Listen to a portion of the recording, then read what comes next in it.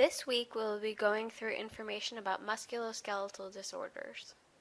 First, we will briefly refresh our memories about the structure and function of the musculoskeletal system, and then we will review several different kinds of disorders, including those related to chronic pain and autoimmune disorders. Finally, we will discuss the psychological and vocational issues associated with musculoskeletal disorders, including those resulting in pain and mobility limitations. A visual of major muscles and bones. Basically, muscles, bones, ligaments, and tendons all work together to support our body structure and allow for movement. Additional functions include protecting our organs and providing us with sensory information. Joints are critical to movement and vary in how they work. Some provide no movement, for example, the joints in our skull. Others provide the possibility of great flexibility in movement, for example, the shoulder or the hip.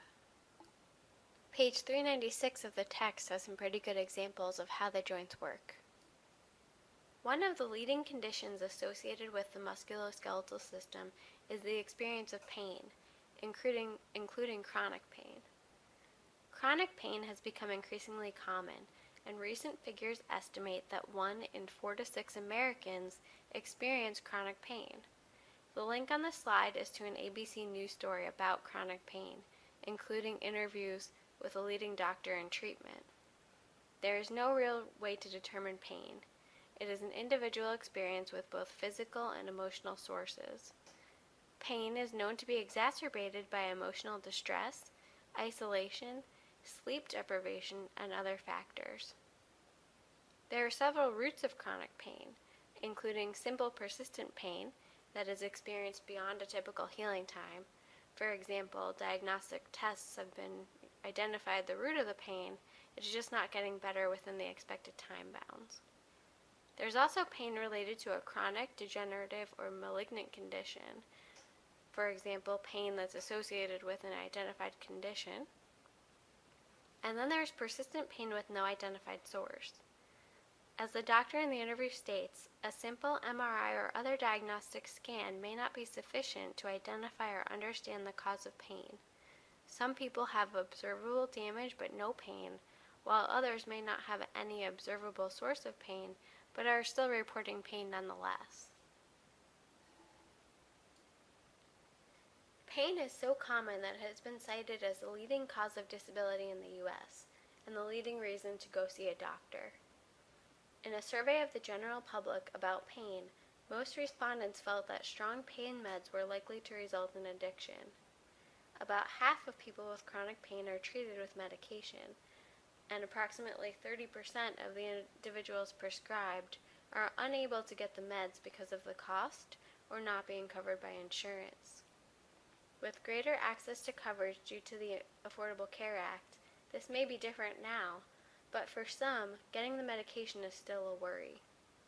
Some patients find that doctors are hesitant to prescribe because of the risk of investigation, and they have to go to specialists to get assistance with pain. Many individuals use multiple forms of treatment, including both oral and topical meds, for example a patch, physical therapy, massage therapy, and even meditation. People who are taking prescription pain meds report greater satisfaction than those taking only over-the-counter meds, but they also experience more side effects. Tolerance is also something to consider with pain meds.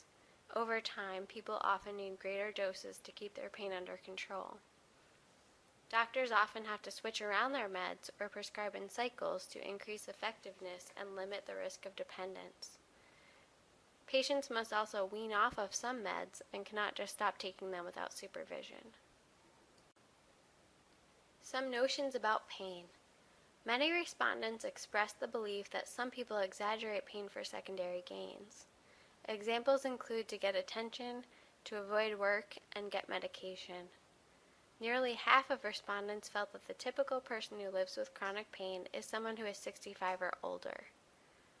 About a third of respondents reported experiencing pain themselves, and older adults were disproportionately likely to say this, but people of all ages may experience chronic pain.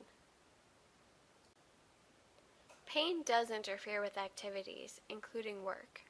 1 in 6 people with chronic pain report that has interfered with job or career advancement. 41% report that it interferes with work productivity, and just over a quarter report that pain causes missed work. On a broader economic scale, estimates of lost productivity due to pain are about $100 billion annually. The first condition that we will review is osteoarthritis. This is distinguished from another kind of arthritis that we will get to a bit later on, which is rheumatoid arthritis. There are some important differences that I want you to pay attention to. The first one is that osteoarthritis is a local joint condition, not a systemic issue. Most people develop some osteoarthritis during their lives, as it is the result of all life activities on the joints. As my uncle puts it, eventually the warranty on the body runs out. Risk factors for osteoarthritis include obesity, the extra weight puts extra pressure on the joints, previous injuries or surgery, high frequency of kneeling or squatting, and aging. Typically, osteoarthritis results in pain and inflammation, and some people may develop bone spurs around the affected area. Osteoarthritis more often occurs in weight-bearing joints, such as knees, hips, or back, but can really happen anywhere. It may interfere with mobility. It also may occur in hands and fingers, which may interfere with fine motor movements. Some people with arthritis in their hands have to warm up in the morning to be able to effectively use their hands. One way can be with playing cards, for example, playing solitaire, or other exercises. This kind of movement can help people retain more function over time. Back pain. Back pain is common, especially as we age. There are numerous potential causes, including injuries or degenerative conditions, muscle conditions, structural conditions, for example, our posture, or others. Low back pain is particularly common and is often caused by poor posture in mechanics or form over time. Other common causes are degenerative conditions, disc herniation or tumors, and misalignment of the back. Some also experience what is called referred pain, which means that it is stemming from another source. Lower back pain may be accompanied by sciatica, which we'll learn more about in coming slides. Here we see what a normal disc looks like compared with a herniated disc. Our spinal discs cushion the spine from the pressure of gravity and physical activity. Our discs have 3 main parts: the outer ring called the annulus, and the softer material on the inside called the nucleus. When a disc is herniated, it means that there has been a partial or full tear of the annulus, and the nucleus is either bulging out or in some cases has actually ruptured. This picture shows an instance where the annulus is torn, and the nucleus is bulging and putting pressure on the spinal nerve. This often results in pain, numbness, and muscle weakness in the back and lower extremities. On the bottom right part of the slide, there is an MRI image of a bulging disc. This slide shows how pain from sciatica, resulting from pressure or inflammation on the sciatic nerve, can radiate down the leg. Some people experience pain into their feet and even toes. Back pain and any accompanying sciatica can impact mobility, strength, and flexibility, and as a result can have a real impact on work, social, and family activities. Fibromyalgia is a chronic pain syndrome that has been poorly understood since its recognition. I hope that by now you have had a chance to read the article that I posted regarding fibromyalgia, as there is a complex history with this condition. Fibromyalgia is characterized by aching in stiff muscles and joints, tenderness, fatigue, and sleep disturbance. Many experience diffuse pain and discomfort across many sites, including the shoulders, neck, hips, and back. The complex issue with fibromyalgia is that there is no damage to the joints or bones, so there is no way to see the source of the pain using typical diagnostic procedures such as X-rays or MRIs. As such, treatment is also difficult. Many people combine several approaches such as medication, nutritional support, exercise, acupuncture, and even stress management. Some conditions impacting the musculoskeletal system are what are called autoimmune disorders. Autoimmune disorders occur when our immune system is overactive. It attacks our own tissues as though they were dangerous invaders.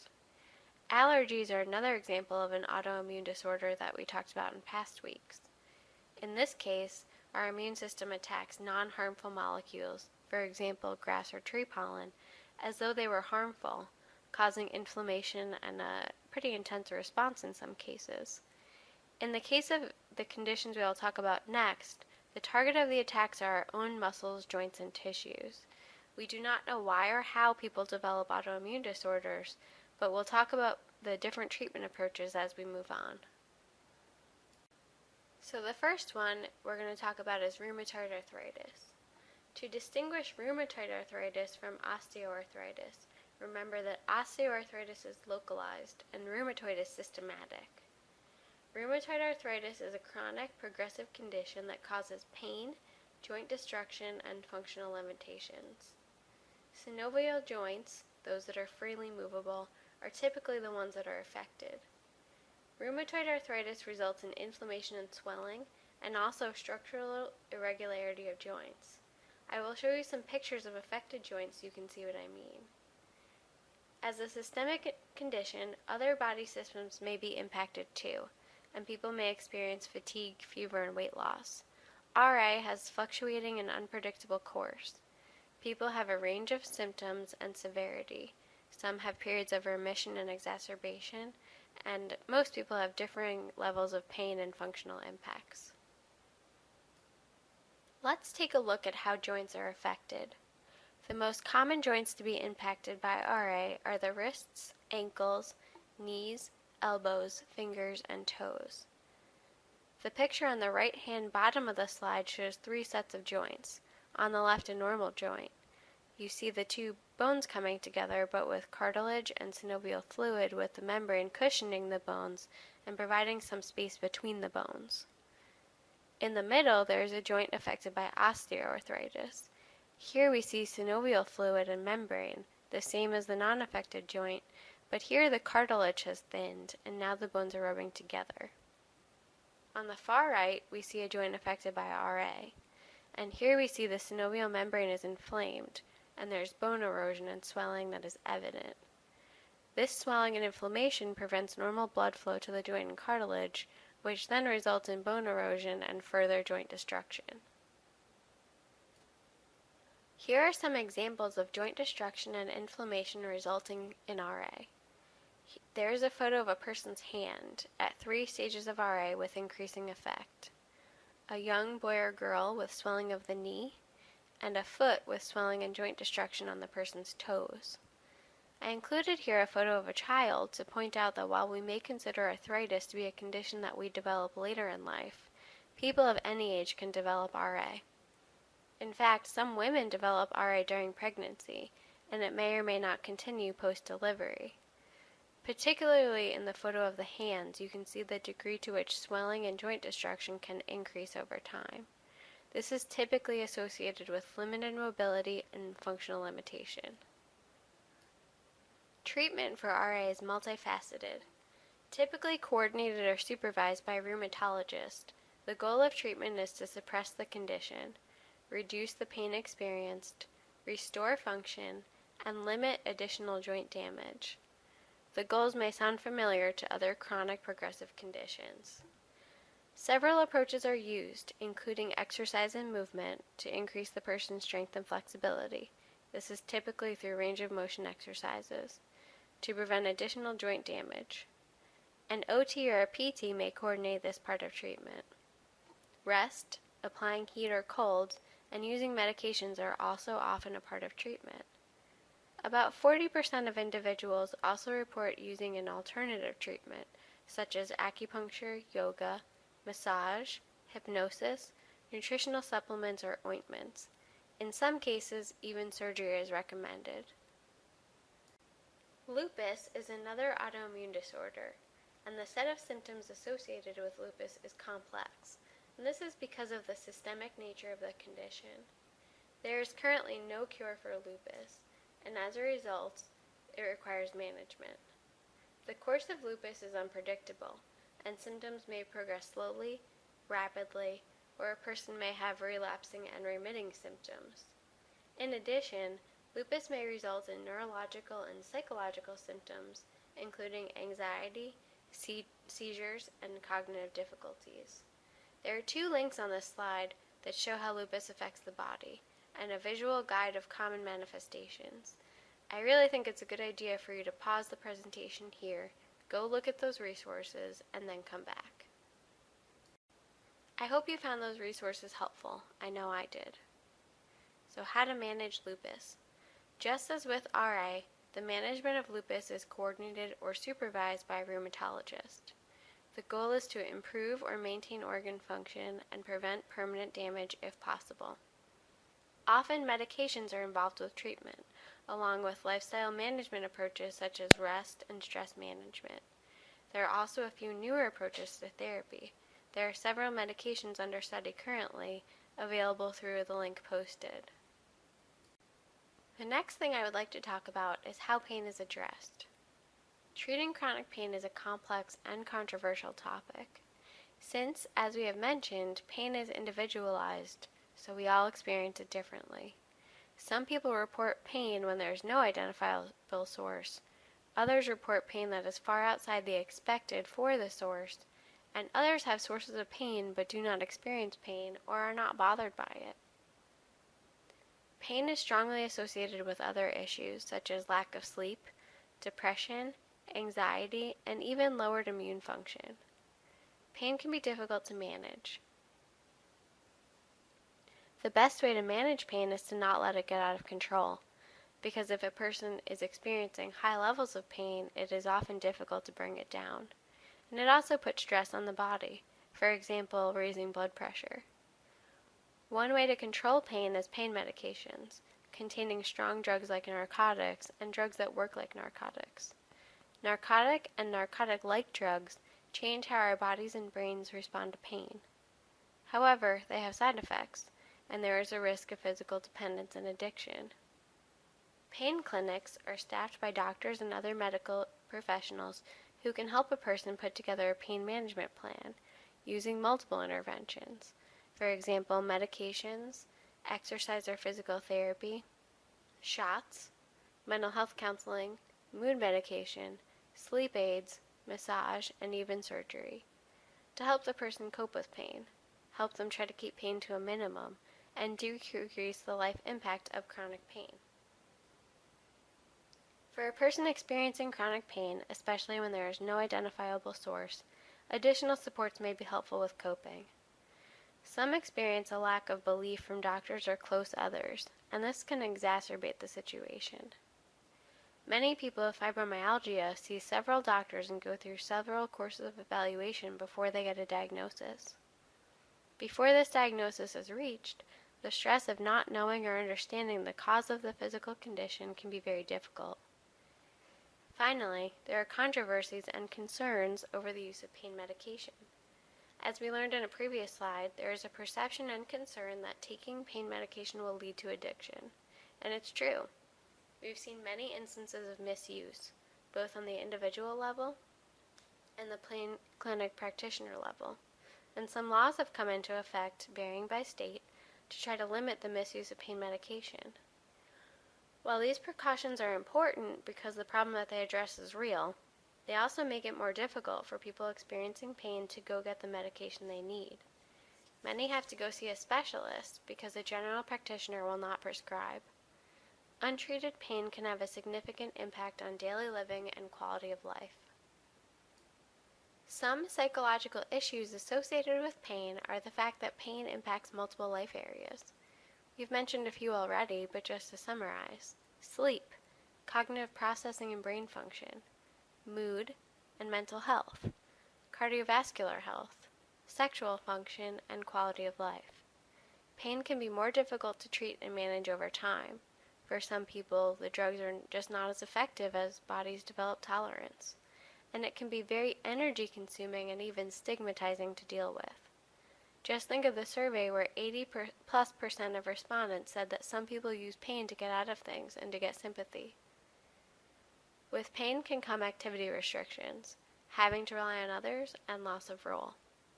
This may result in things like depression, feeling discouraged or isolated, and for some people, feeling that they have to suck it up and push through, which can actually make the condition worse over time. AT is one approach that may help keep people able to work and participate. For example, desk or work modifications, ambulation aids, and home modifications to allow for more independence in day-to-day work and living tasks. Here are several resources related to chronic pain. Going to the doctor informed about your condition is often helpful. The pain log and the quality of life scale are two resources to help people record their pain, including how it is impacting him or her on a daily basis. What else is going on? For example, how are they sleeping? What's their stress like? How are they eating? How much are they exercising? So that he or she can discuss this with a doctor and get some ideas on management, or a referral to a specialist if that's necessary. For people taking medication, the care card can help people understand and manage the directions to get the best results and minimize the chance of any side effects or any dangerous interactions. We all know that the directions that come with medications are often difficult to understand. The print is very small, and many people have trouble with them. The care card is simple to follow and is picture-oriented, which can be helpful for anyone, but especially for those who have lower reading levels or whose concentration is impacted by pain. Older adults or others who are taking several medications at once may also benefit from this information sheet too, just so they can keep things straight. Finally, the link to NerveMan is a nice interactive site to help understand the experience of pain and symptoms. I hope that you found this brief lecture helpful. Please continue through the other items in the folder, and don't forget to participate in the group discussion.